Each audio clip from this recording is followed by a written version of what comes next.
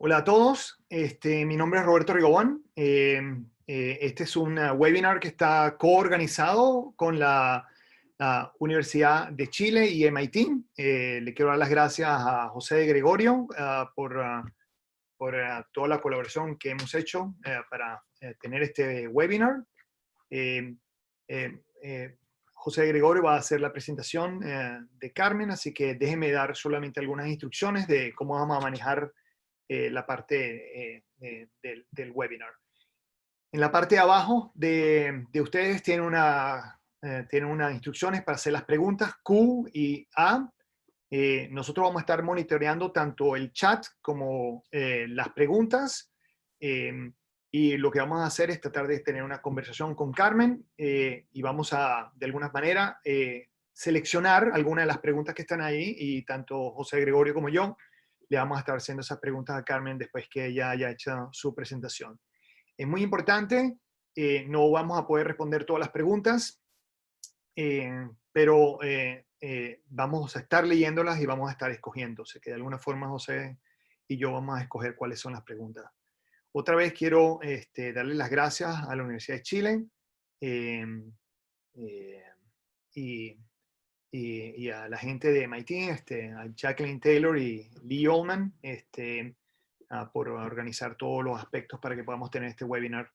Este webinar también se está transmitiendo por Facebook Live y también está siendo transmitido por Canal 13 en Chile. Así que déjenme arrancar los videos, darle bienvenida a José. José, déjenme parar mi sharing. José, muchas Hola, gracias por coorganizar esto. Un verdadero placer estar aquí contigo. hola, mucho gusto. También para mí es un gusto poder estar en este webinar conjunto de la Facultad de Economía y Negocios de la Universidad de Chile con MIT y estar acompañado por un gran amigo, Roberto Rigobón, el Society of Sloan Fellow Professors of Management and Applied Economics de MIT Sloan, y acompañarlo en este webinar con Carmen Reinhardt. Es bien difícil hacer una presentación breve de Carmen Reinhardt. Debe ser de los economistas más brillantes que hay en la actualidad, un currículum y unas contribuciones enormes, que no nos sorprenden entonces que haya sido nombrada economista jefa del Banco Mundial. Era un cargo obvio que ella era de los principales candidatos. Carmen obtuvo su doctorado en economía en la Universidad de Columbia y hoy día las Minos A. Sombanakis, Professor of International Financial System del Kennedy School de Harvard. Ha sido profesora de la Universidad de Maryland, tuvo un chair en el Peterson Institute of International Economics. También trabajó muchos años en el Fondo Monetario Internacional, donde fue también mi primer trabajo, y tuve el honor de no solo estar en la misma división, sino tener oficina al frente de la de ella, lo que me permitió también aprender mucho. Carmen, empezar a contar todo, incluso contar los premios que ha ganado, como el del rey Juan Carlos, el premio en economía, ¿no es cierto? El Adam Smith Award, el World Most Influential Scientific Minds. Es impresionante su lista de premios. Pero yo quiero destacar 3 investigaciones y contribuciones muy importantes que ha hecho a la economía, a la profesión y al mundo de la política económica, que han sido tremendamente influyentes e importantes, y obviamente tienen mucha relevancia con los temas que estamos enfrentados hoy día. Con Guillermo Calvo y Leo Leiderman escribieron a mediados de los 90 un trabajo sobre flujos de capitales y cómo había fuerzas externas que empujaban a los flujos de capitales, afectaban los tipos de cambio y afectaban la política económica, como también existen fuerzas internas. Entonces hizo esta distinción que es muy importante hasta el día de hoy, los push a los pull factors, para entender los movimientos de capital alrededor del mundo, que además fueron particularmente importantes cuando lo escribió, porque era en el contexto de la crisis de México que ya se venía y que ellos ya habían levantado, ¿no es cierto?, luces amarillas de lo que ocurría. A principios de los 2000 escribió uno de los papers que yo además más cito, que es el de Fear of Floating con Guillermo Calvo. donde ella dice cuál es el problema que tienen las economías emergentes para poder flotar. Y por supuesto, para muchos que hemos estado en política económica, nos preocupamos mucho de evitar esos problemas. Uno son los problemas inflacionarios, ¿no es cierto?, donde tiene mucho que ver después cómo abordarlos con bancos centrales creíbles, metas de inflación, pero también los problemas financieros que muchas veces impulsaron a muchas economías a momentos de turbulencia, agregar una restricción monetaria que agravaba las recesiones porque los sistemas financieros eran frágiles por la dolarización y los descalces de moneda, ¿no es cierto? Y más recientemente escribí un libro y varios artículos con Ken Rogoff, This Time is Different, ¿no es cierto?, que siempre es como la disculpa que hemos sacado, donde hacen un estudio bastante exhaustivo de crisis de deuda y de cómo los países pasados cierto nivel empiezan a enfrentar problemas serios de financiamiento, crisis de deuda, crisis financiera y recesiones. Obviamente hoy día enfrentamos un mundo donde a la salida de esta crisis vamos a estar todo el mundo con deuda, con mucha deuda. Obviamente las cosas que hemos aprendido de ello y reflexionar en torno a lo que han dicho es muy importante para nosotros. Así que sin más, los voy a dejar ahora con Carmen. Bienvenida, Carmen, muchas gracias por acompañarnos. Quiero añadir algo más. ¿Puedo añadir algo más? Yo hice un research para esta charla. Carmen es la latinoamericana más citada en la historia. Así que felicitaciones, Carmen. Es un verdadero orgullo. La mujer más citada en el mundo. Y hoy día es la mujer más citada en el mundo y de los economistas más citados. Un verdadero placer tenerte aquí. Bueno, después de esa introducción, que puedo decir, darle las gracias a dos antiguos amigos. Una de las cosas que a mí enseguida me impulsó a hacer este webinar es que también quienes me contactaron fueron Roberto Rigobón y José de Gregorio, amigos, colaboradores y amigos desde muchos años. Espero tocar, ¿no?, temas que yo creo que nos preocupan a todos.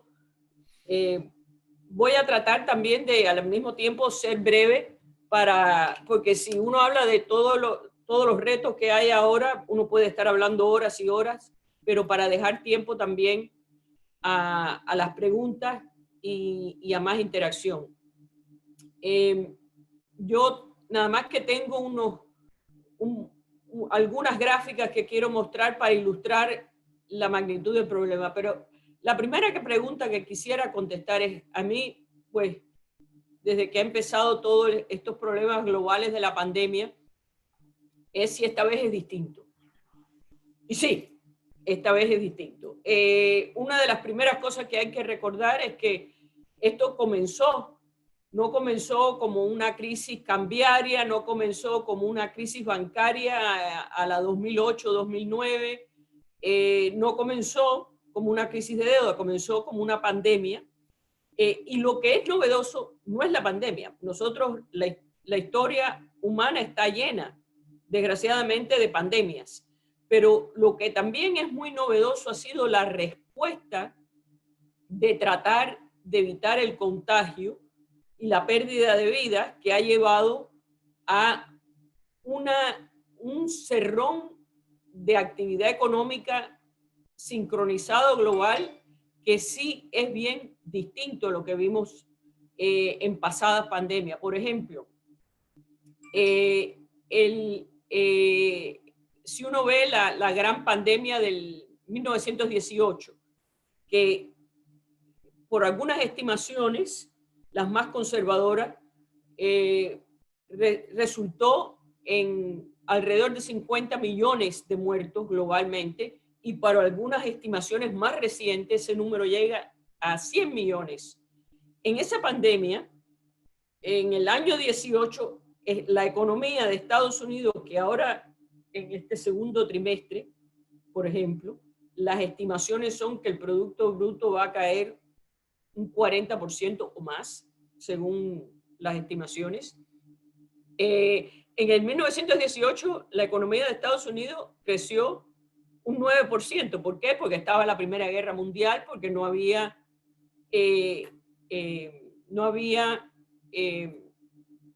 todo el parón de actividad económica que se ha dado esta vez. Entonces, ¿qué quiero decir? Comenzando así, quiero decir que los antecedentes que uno puede referenciar son imperfectos.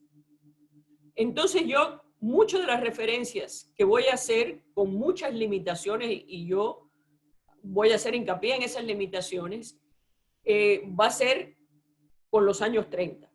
Y voy a explicar por qué. La crisis del 2008, del 2009, que es la crisis que yo creo que la mayor parte de esta audiencia se recuerda, fue una crisis que afectó más que nada a 11 economías avanzadas, a Estados Unidos y a mucho de Europa. Era una crisis bancaria asociada con una burbuja en el mercado inmobiliario. Era, llamémoslo, una crisis más tradicional. La crisis de los 1980, la gran crisis de deuda que se llama mucho la década perdida de América Latina, fue una crisis que impactó a los emergentes, pero las economías avanzadas más o menos siguieron su marcha normalmente. Después de una recesión a principios de los 80, no fue una década problemática para las economías avanzadas en general. Esta crisis es verdaderamente global.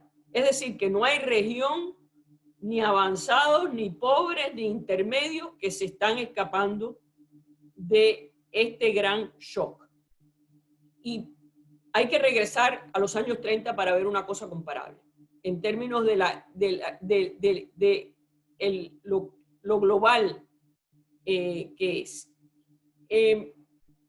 Otro paralelo que tenemos con la crisis de los años 30, que esto impacta mucho a LATAM, esto tiene un impacto muy particular en América Latina, es de que, a distinto también de la crisis del 2008-2009, esta crisis es también acompañada con una fuerte caída, no solamente en el precio del petróleo, sino de los commodities primarios.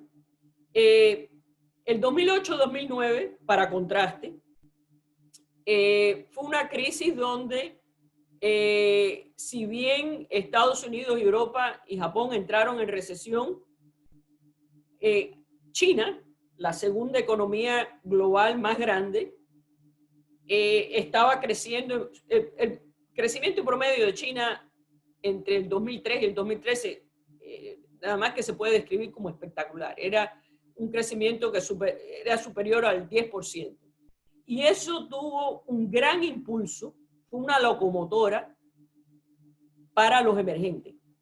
Y mucho de ese efecto externo de que José de Gregorio se refirió anteriormente, el impacto de los factores externos fue mucho también a través por los precios de los commodities primarios.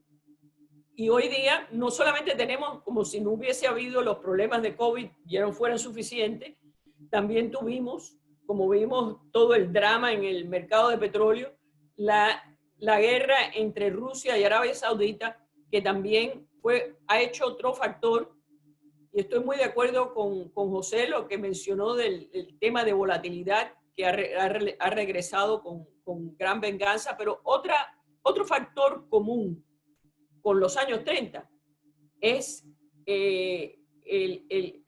los mercados de commodities y lo deprimido que se encuentran. Otro factor también que quiero recalcar, que va a ser muy importante no solamente para entender lo que está pasando, sino para lo que se puede esperar, es el comercio mundial.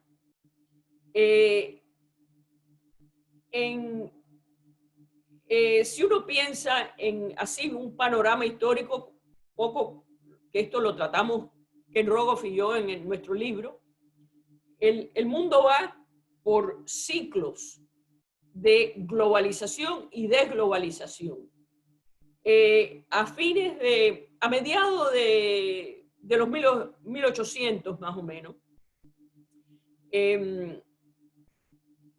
de paso se ha dicho, la primera verdadera crisis de América Latina, crisis de mercados financieros, fue en los 1820.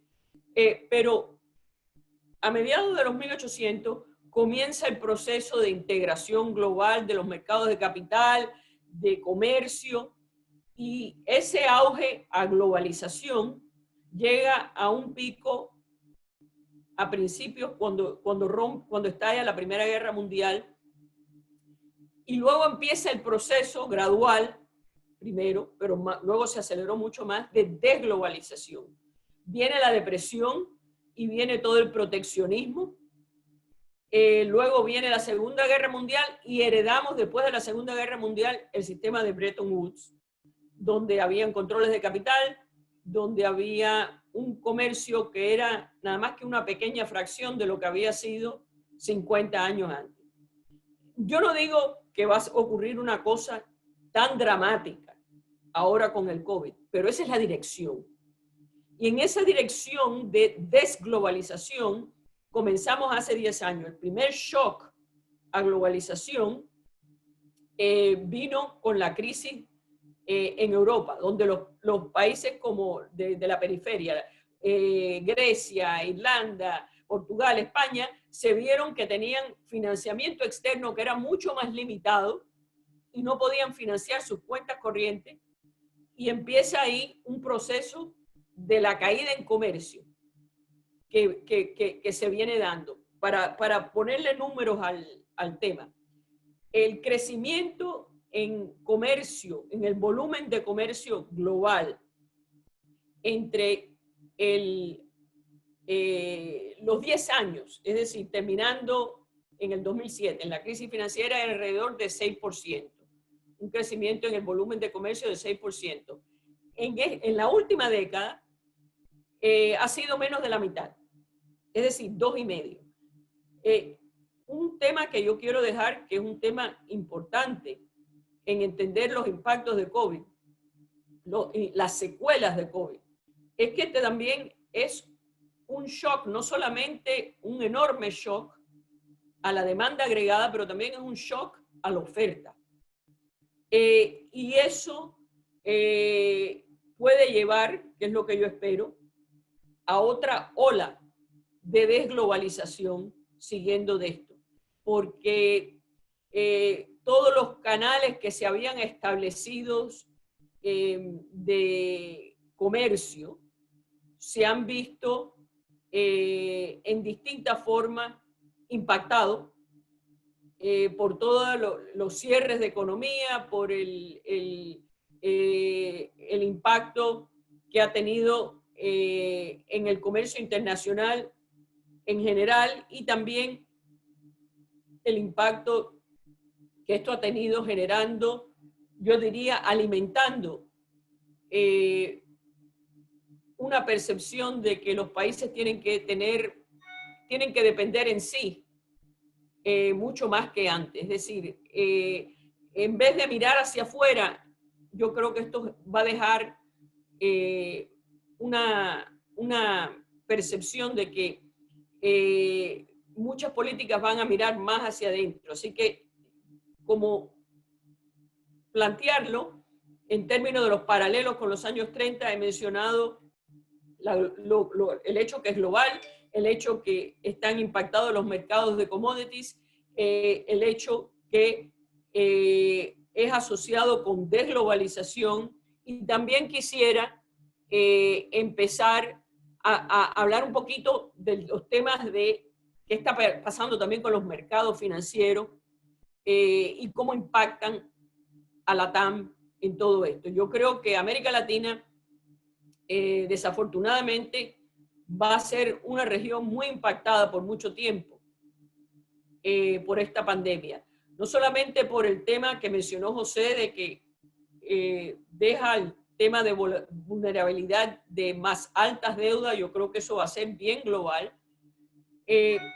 pero también ya había problemas de antemano, problemas de más bajo crecimiento y también dependencia en dos mercados como primary commodities y también turismo, que han sido muy impactados por todo esto. Déjame nada más que yo tengo unos 4 o 5 slides que quisiera recalcar algunos puntos de lo que estoy haciendo. Un segundito, por favor. Disculpen, pero me ha entrado acá. Disculpen. A ver. Quisiera mencionar el tema de deuda que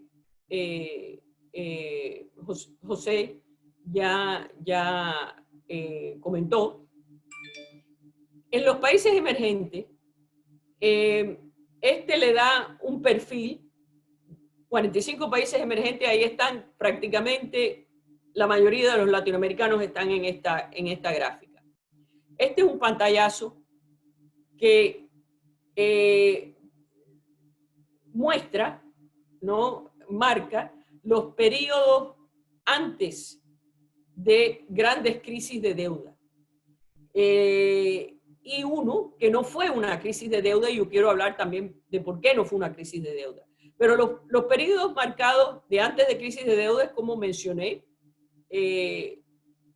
los años antes de la depresión, donde los emergentes y América Latina en particular se habían endeudado de una manera significativa. Luego otra vez el mismo episodio antes de los años de la crisis de los 80. ¿Y qué es lo que fue distinto en 2008-2009? Porque 2008-2009, cuando se desploma Lehman Brothers y comienza todo la turbulencia global de fin de 2008-2009,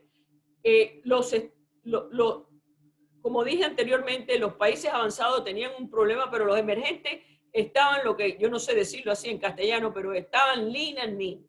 Es decir, no se habían desendeudado, porque los años 90 fueron años difíciles donde hubo muchas crisis. Tuvo la crisis de México, las repercusiones de la crisis de México, luego vino la crisis asiática, que eso también impactó a los emergentes, luego para colmo vino la crisis en Rusia, el default en Rusia en agosto del 98, y cuando llega la crisis del 2008, ya los países latinoamericanos en particular ya habían bajado niveles de deuda, no solamente pública, sino deuda externa, deuda en dólares a niveles muy bajos, no solamente bajos en términos internacionales, sino bajos a niveles históricos bajos. América Latina, cuando rompió la crisis del 2008-2009, muchos países estaban en superávit de cuenta corriente. Es decir, que tenían el punto de partida para la crisis era un punto de partida mucho más fuerte que en esta. Y entonces yo creo que las secuelas de esta, por eso van a ser más profundas y el tiempo a recuperar más largo. Esta gráfica aquí lo que muestra es los flujos de capital a los emergentes. Son datos de IIF, el Institute for International Finance, y muestran lo que Guillermo Calvo ha llamado un sudden stop, pero esto no es un sudden stop así, este es un sudden. Es decir, una de las cosas que caracteriza esta crisis no solamente es su profundidad, sino su rapidez. Y ese es un punto que yo quiero recalcar aquí porque, como digo en el slide, tomó un año llegar al punto de contracción que tuvimos en 6 semanas. Y este punto aplica no solamente a los indicadores de flujo de capital, aplica el que ve una gráfica de desempleo en Estados Unidos, ve lo mismo. En el 2008-2009 tomó 64, 65 semanas llegar al nivel de desempleo que se ha llegado en mes y medio. Entonces es una orden de magnitud.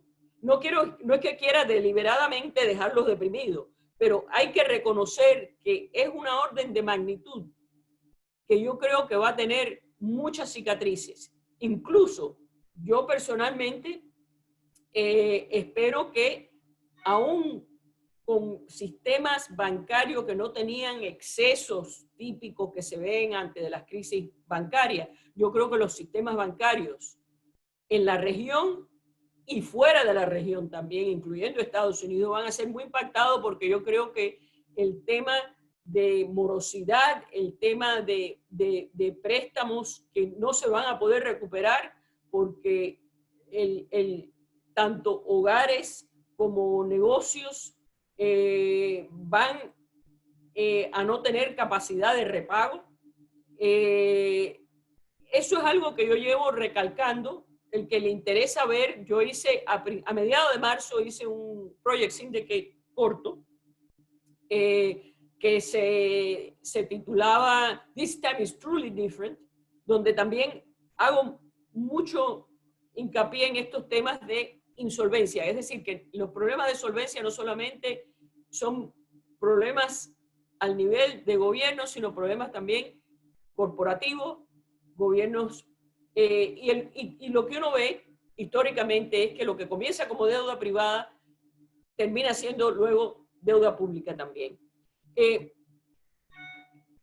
¿Y por qué yo digo eso? Bueno, yo no voy a mostrar los ciclos de defaults que en mi trabajo con Ken Rogoff hemos estado viendo desde el principio de los 1800, pero un antecedente en que los riesgos van en la dirección de ver muchos más defaults a nivel soberano, ya se pueden ver lo que está ocurriendo con las calificadoras crediticias. Estas gráficas lo que muestran, yo llevo ahí, son datos mensuales desde el 1980 para la calificación y del 1990 mensual para el Outlook, y lo que muestran es de que estamos en los niveles más elevados desde que esos datos son publicados. Que significa que el riesgo país, y hay mucha, obviamente, dentro de la región y fuera de la región, hay una gran diferencia en el grado de vulnerabilidad, pero la dirección general es en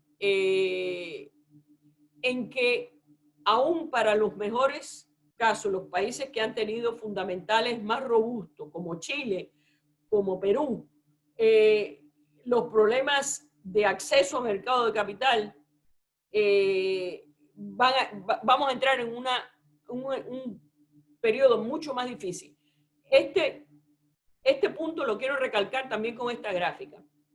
Han habido comentaristas que dicen, no, pero mira, es buena señal que hay países que están emitiendo deuda en este momento, que me parece que esto ha sido también posible por muchos de los puntos que recalcamos Guillermo y yo hace tantos años con Leo, de que la tasa de interés en Estados Unidos la bajaron a 0 enseguida, y que la tasa de interés internacional no solamente que está a niveles históricos muy bajos, sino que la percepción es que se van a quedar a niveles históricos muy bajos por mucho tiempo.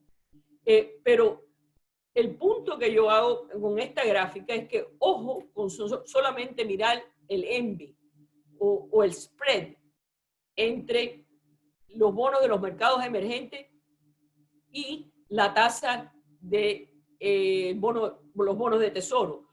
Porque lo que eso oculta es que hay una tendencia hacia 0 en la tasa del Tesoro de Estados Unidos.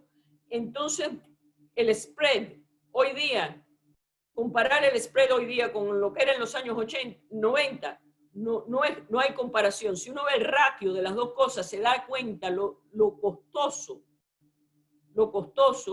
que es para los emergentes emitir deuda hoy día. Cuán high risk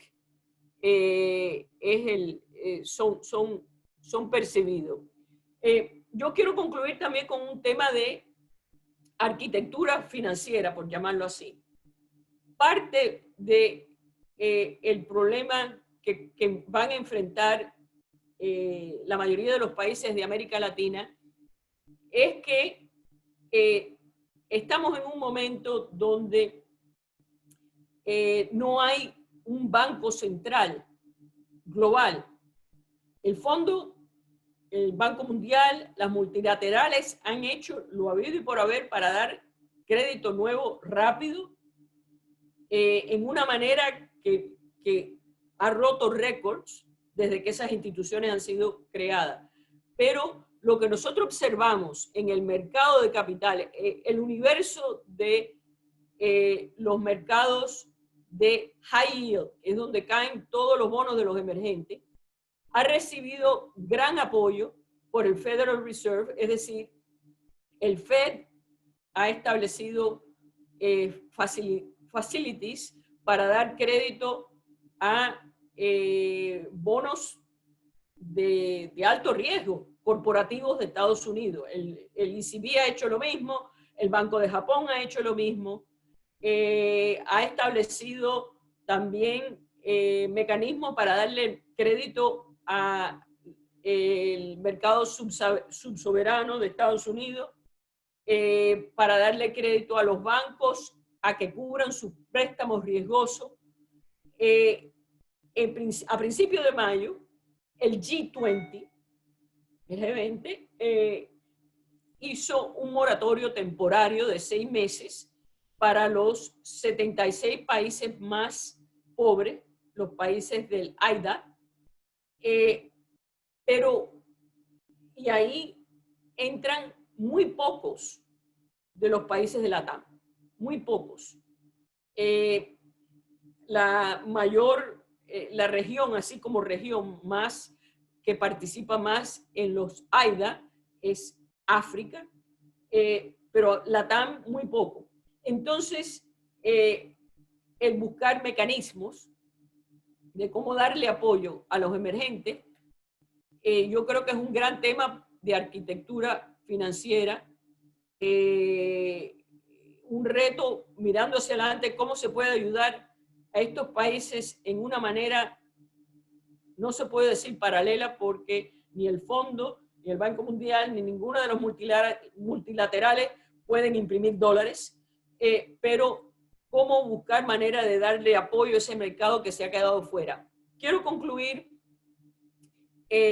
con el tema de que yo con Ken Rogoff hace mucho tiempo, y mucho antes de eso con Graciela Kaminsky en mi trabajo sobre crisis gemela, hicimos el punto que las crisis bancarias dejan cicatrices más largas que crisis,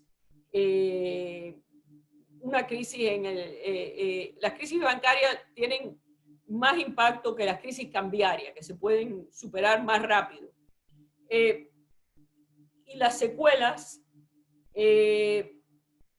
son bastante duraderas. Es decir, si uno ve un panorama histórico, muchas de las crisis bancarias ha tomado 5, 7 años para tener una recuperación. Es decir, no vamos a... quiero definir antes que nada recuperación y con eso termino. Vamos a ver mucha recuperación que parece recuperación porque hay un salto enorme después de estas caídas tan abruptas. Pero no se puede confundir eso con una verdadera recuperación, que es decir, llegaste otra vez a donde estabas aún antes del shock, antes de la crisis. Recuperaste tu ingreso per cápita, recuperaste tu empleo, y eso va a tomar más tiempo. No es un mensaje bonito, pero yo creo que es un mensaje realista, y ahí voy a parar para poder tener oportunidad de compartir con ustedes. Muchas gracias, Carmen. Sí. Adelante, Roberto, si quiere empezar con... No, bueno, primero muchísimas gracias, Carmen. Si quieres, hay una pregunta aquí que está muy interesante de uno de los participantes, que dice lo siguiente: se pareciera que el mercado financiero y la economía real van en direcciones opuestas hoy en día.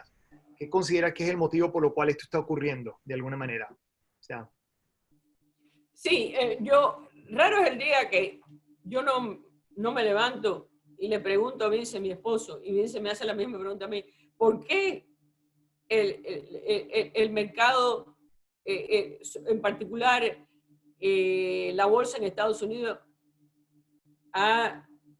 están solamente alrededor de 10% por debajo de su tope pre-crisis?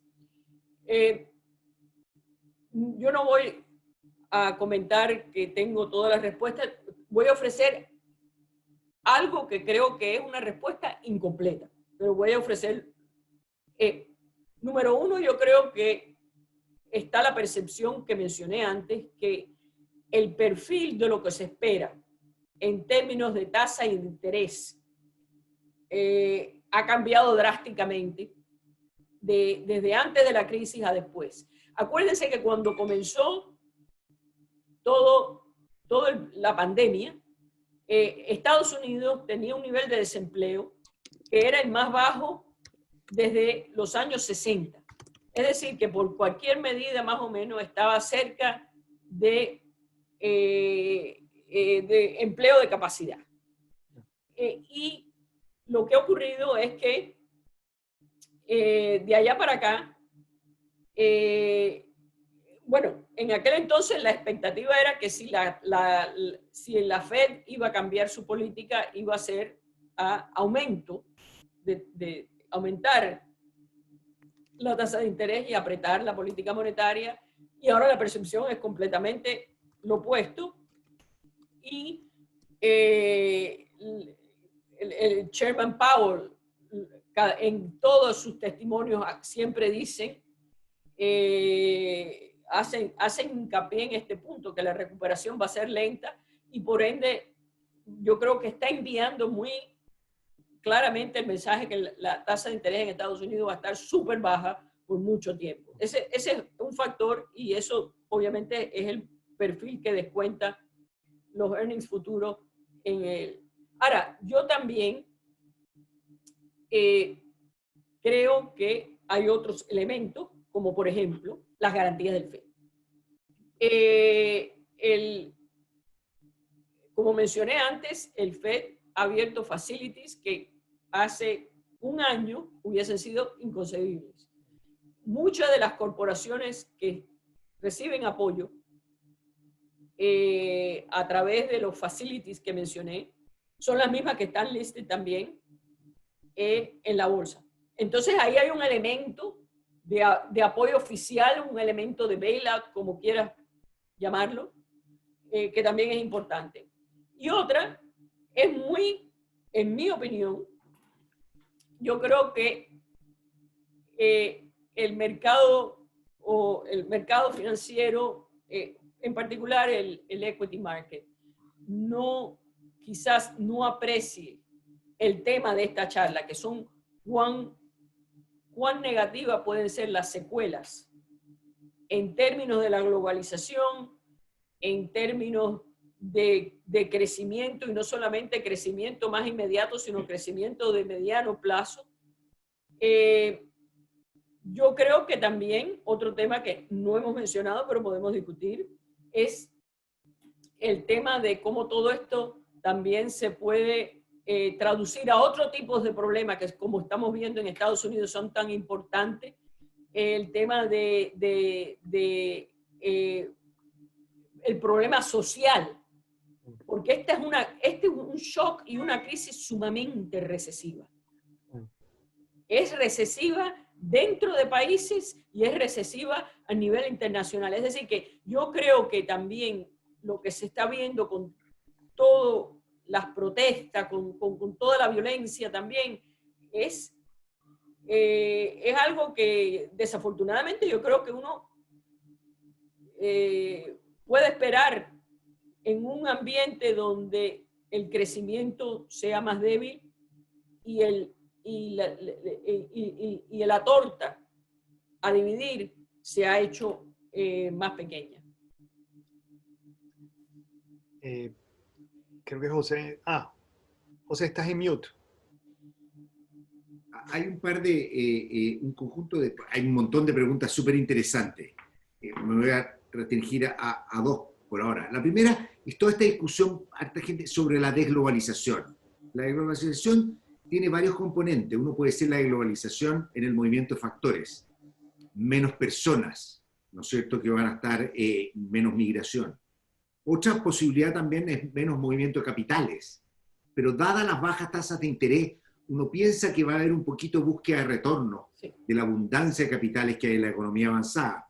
Y la otra es la comercial. ¿Cómo ves tú el tema de la globalización y su empuje al progreso económico, que es lo que hemos tenido antes con la globalización? Y la otra pregunta que sale en varias partes también es, dada el amplio aumento de liquidez, ¿podemos estar enfrentando también después un riesgo de inflación? Sí. Bueno, déjame tomarlas en esa orden. Son excelentes preguntas.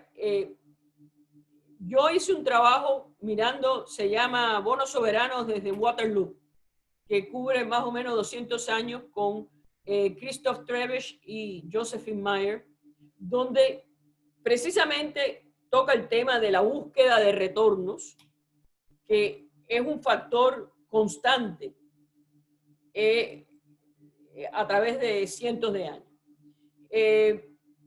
Yo sí, mira, si la tasa de interés global en Estados Unidos, en Europa, en Japón, la tasa de interés global no estuviera donde está, yo creo que la cantidad de defaults soberanos que hubiésemos tenido en este momento hubiese sido mucho más alta. No tenemos el triple whammy, por decirlo así. El triple whammy es el reversal of capital flows, low commodity price, una reversión en los flujos de capital, una caída en el precio de los commodities primarios y un aumento en la tasa de interés, como se dio en los años 80, que se dieron los tres. Ahora nada más que se han dado dos de esos tres. Entonces, el tema de desglobalización, yo no estoy hablando de que vamos a llegar a algo tan dramático como lo de Bretton Woods.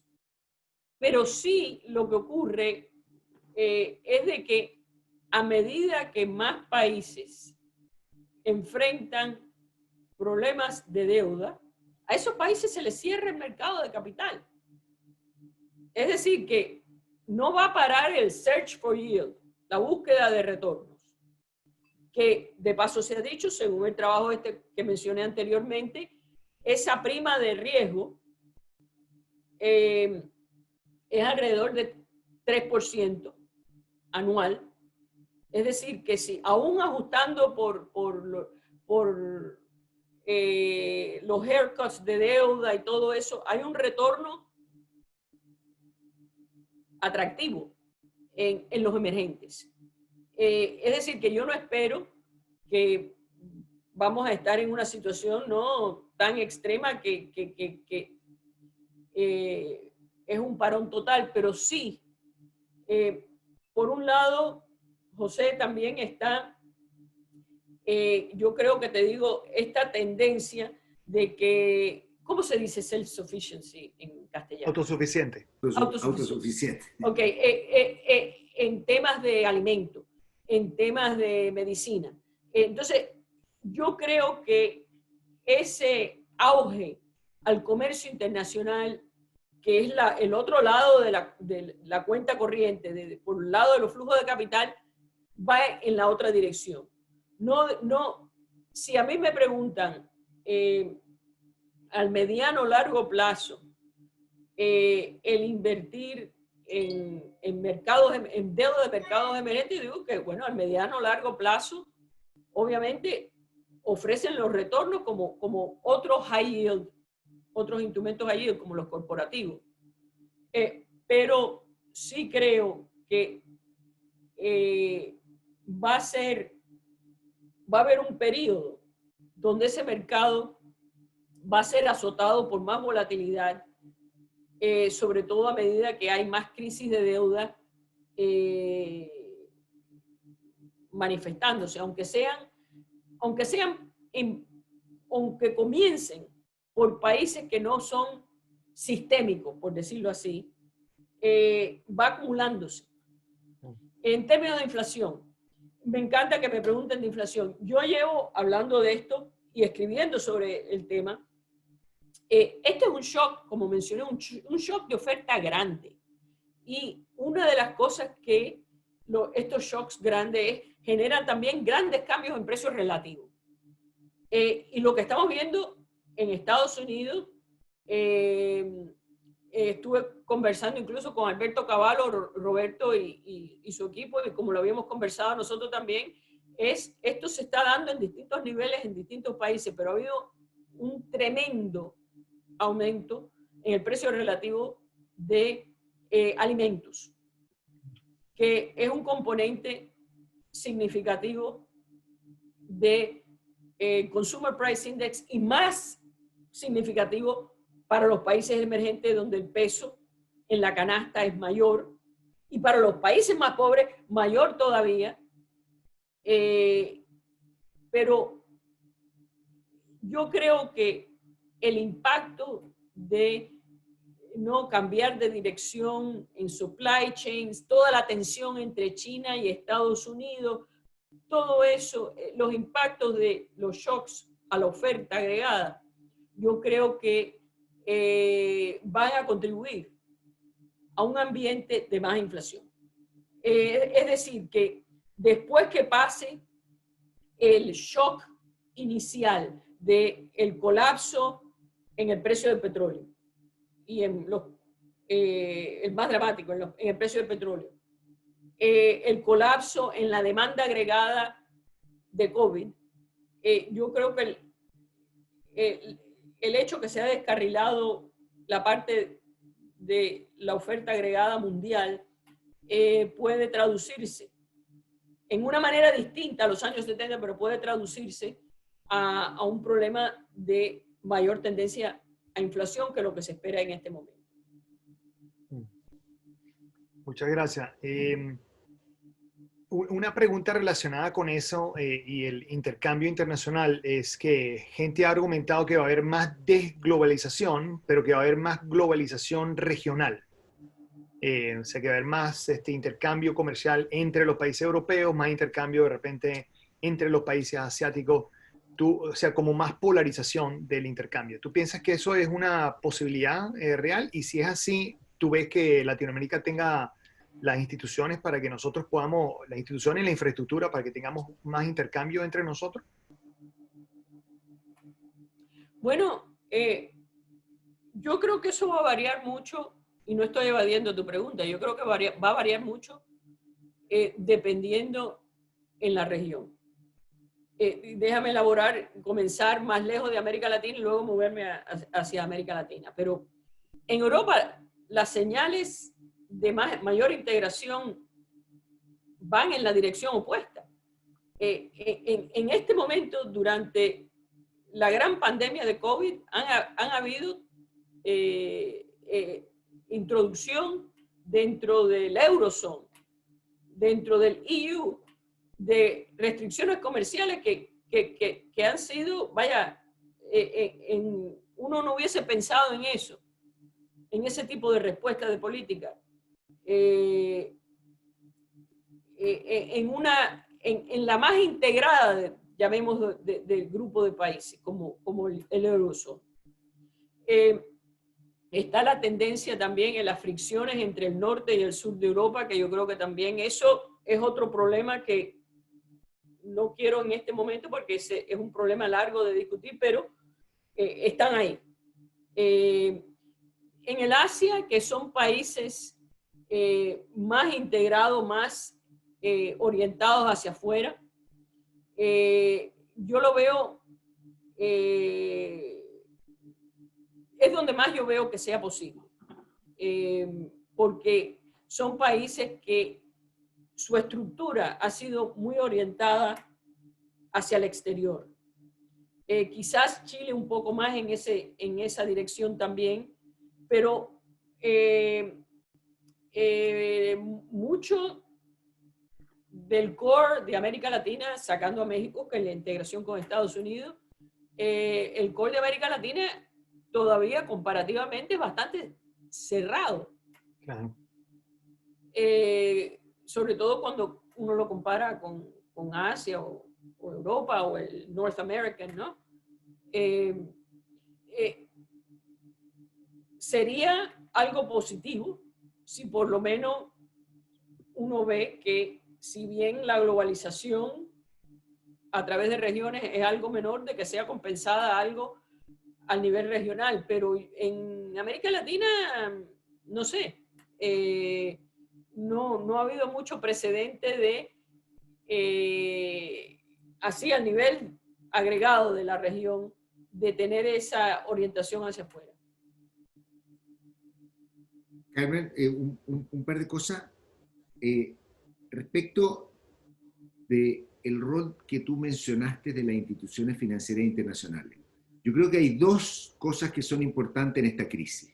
Una es la falta de liquidez y los sudden stop y que no hay financiamiento, y obviamente existen posibilidades del Fondo Monetario de prestar, también están los swap lines que implementa la Fed, que implementan en China. Es parte, digamos, de aliviar las tensiones de liquidez, y eso de alguna u otra manera yo diría, sin esa intervención igual se han aliviado un poco y parte de lo que tú mencionabas en tu trabajo, porque también se han dejado que las monedas se ajusten.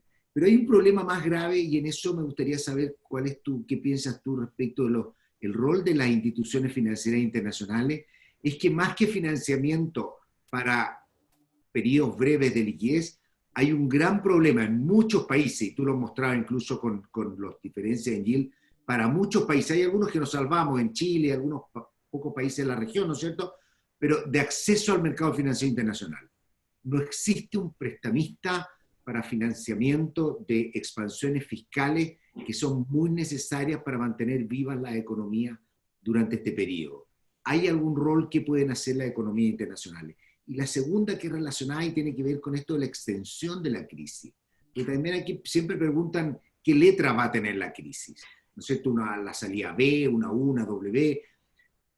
La pregunta así como más de fondo es, mientras no haya una vacuna, que debería ser probablemente, ojalá lo antes posible, pero poner un escenario razonable hacia fines del próximo año, donde podamos tener todo acceso a la vacuna, ¿cómo ves tú las perspectivas de la economía global y obviamente detrás de eso los problemas de deuda, financiamiento que puedan ocurrir mientras no podamos volver a una nueva normalidad? No, el tema de cómo luce la recuperación yo diría que depende. Yo en una entrevista que me hizo el Harvard Crimson, yo dije, bueno, mientras no se solucione el problema de la salud, no se va a poder solucionar los problemas de los balance sheets. Vaya, es tan sencillo, es súper complejo, pero van mano a mano. Porque el caso más preocupante, por ejemplo, yo hablé al principio de la pandemia de 1918, del flu español. Eso comenzó en marzo del 18 y estuvo dando la vuelta al mundo. Tuvo una ola segunda y una ola tercera. La tercera fue en el año 20. Entonces, eso empieza a implicar de que cada ola ocurriría a un nivel más debilitado y como todos sabemos, en tantos de estos problemas, hay problemas, por llamarlo así, que no son lineares, ¿no? Que llega a un punto de debilidad donde ya otra cosa pequeña te puede llevar a un punto muy malo. Y luego voy a lo de los multilaterales. En fin, uno de los problemas que están relacionados, los países, hay países, prácticamente han sido todos, en distintos grados, incluyendo muchos avanzados, que han tenido problemas de liquidez. Los países donde el problema ya es más allá de la liquidez, es un problema de solvencia. Mi opinión personal es de que hay que comenzar a pensar en reestructuración desde ya. Ahora, tampoco uno puede ser simplista. Y yo creo que, de paso se ha dicho, relacionado a la primera parte de tu pregunta, José, las instituciones multilaterales pueden jugar un rol, ¿no?, en facilitar el proceso de renegociación de deuda. Pero el proceso de renegociación de deuda es complicado. Y déjame decir una complicación que es más idiosincrática a la situación donde estamos y una que es más general. La idiosincrática es lo que tú, José, mencionaste al principio, la volatilidad y la falta, porque parte de la volatilidad es la incertidumbre que tenemos, precisamente si esto va a ser una U, una B, una W y ojalá no sea una L. Pero esa incertidumbre implica que cualquier cambio en el supuesto que uno usa para el crecimiento de mediano plazo, para saber si la deuda es sostenible, va a ser sujeto a un gran margen de error.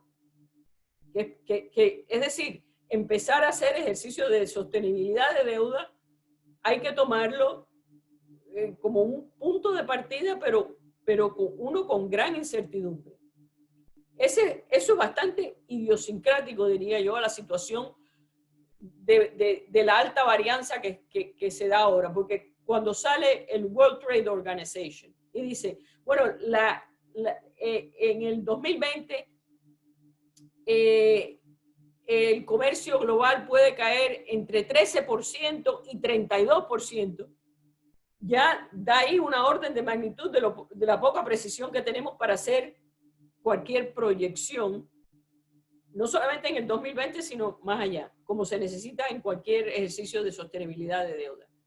Ese es un problema idiosincrático, pero el problema más general, que a mí me preocupa mucho, es que las reestructuraciones de principio a final, el default spell en la posguerra promedio es 7 años. Si uno puede, si las instituciones multilaterales son proactivas en tratar de promover, de trabajar tanto con los gobiernos como con el sector privado para acelerar ese proceso,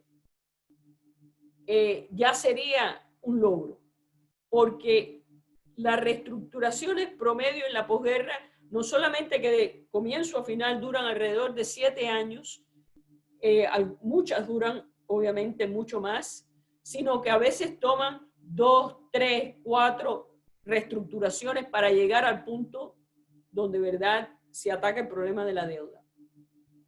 Ese es por un lado que yo creo que las multilaterales pueden jugar un rol.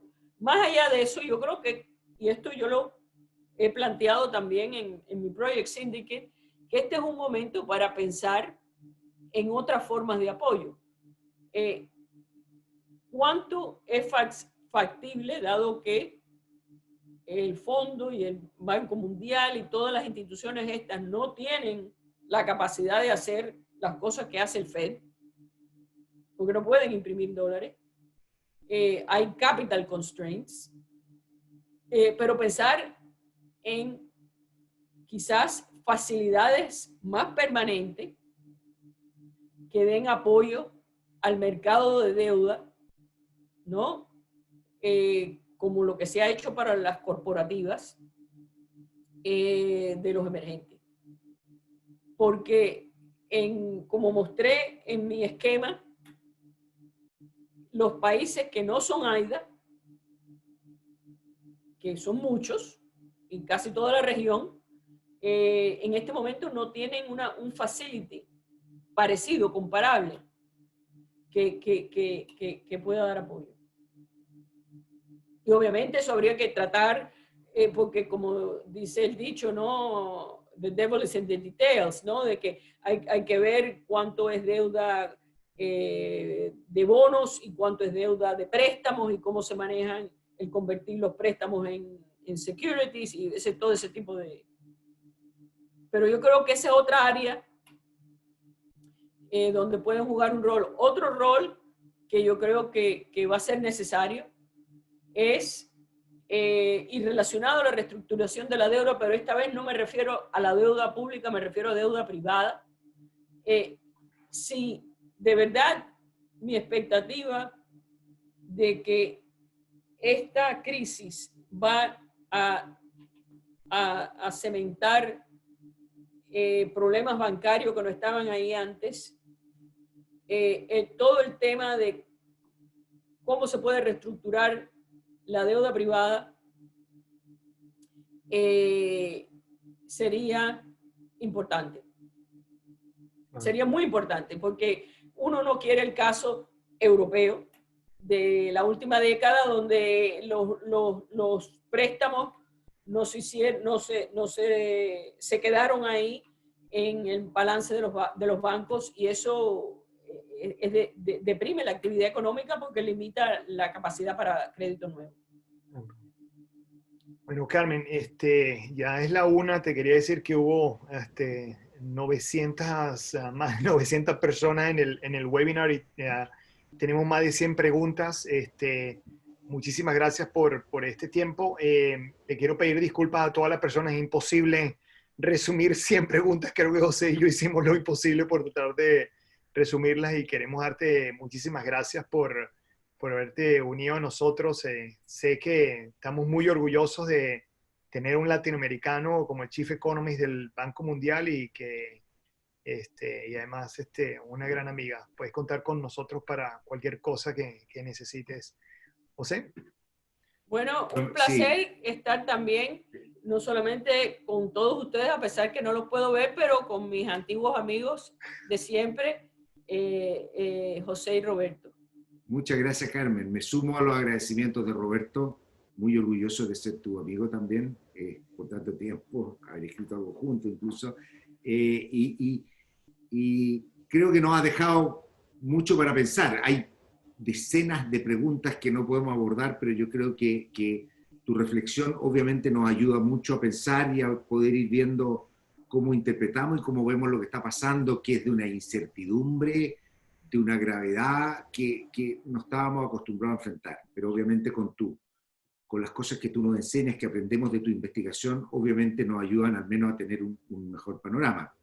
Quiero anunciarles también que en 2 semanas más vamos a hacer otro webinar conjunto con MIT y tenemos convidado a otro amigo de muchos años, a Santiago Levy, quien fue economista jefe en el BID, y vamos a hablar de temas muy asociados a la pandemia, a Latinoamérica, pero también a las cosas que él ha trabajado mucho, que son los temas de informalidad, pequeñas empresas y su impacto que tienen sobre el desarrollo económico y cómo nos pueden ayudar y cómo podemos aprender cosas también para ayudarnos a pensar en el futuro mientras salimos de esta crisis y nos enfrentamos después a la pospandemia. Así que muchísimas gracias a todos por haber venido, por habernos escuchado por otros medios.